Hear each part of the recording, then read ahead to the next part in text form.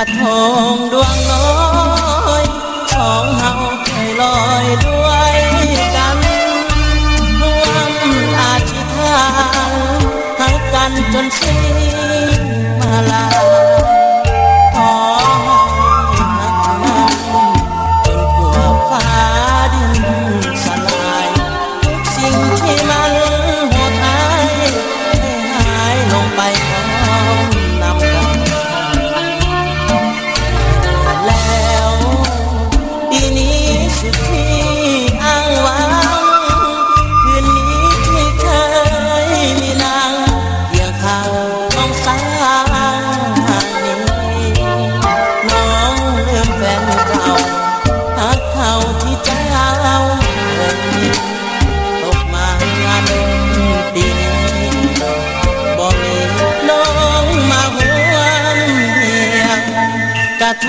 งดวงน้อยสองเฮาร่วมอธิษฐานเคยได้สาบานคืนนั้นอายยังจำได้เห็นน้องเพียงผู้ยอดสูงเพียงผู้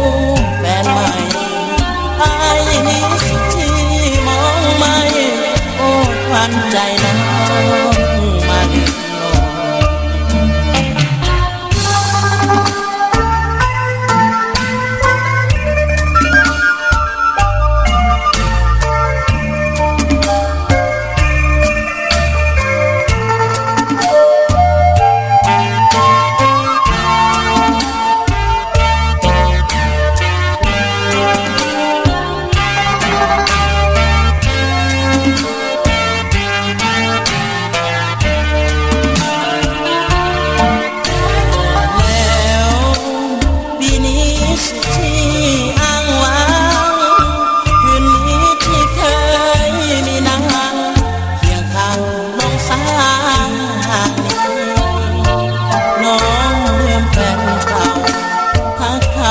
เจ้า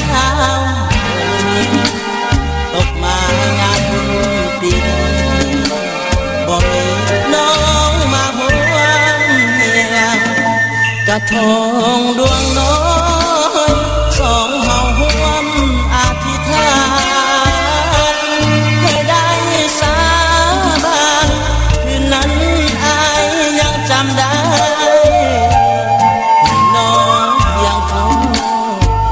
สูงเพียงผู้แฟนใหม่อายนี้สุดที่มองไม่โอ้ควันใจ